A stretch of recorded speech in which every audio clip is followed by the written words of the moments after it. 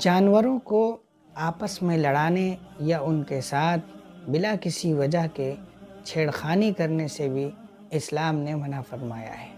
حضرت ابن عباس رضی اللہ عنہما کی روایت ہے، اللہ کے نبی صلی اللہ علیہ وسلم نے جانوروں کو آپس میں لڑانے سے منع فرمایا ہے۔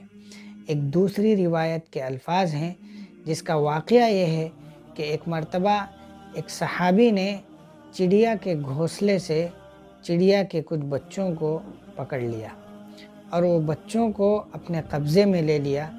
جب وہ جا رہے تھے وہ چڑیا اللہ کے نبی صلی اللہ علیہ وسلم کے پاس آئی، اس نے شکایت کی تو اللہ کے نبی صلی اللہ علیہ وسلم نے فرمایا کہ بھئی کس نے اس چڑیا کے بچوں کو پکڑا ہے؟ صحابی نے کہا یا رسول اللہ میں نے۔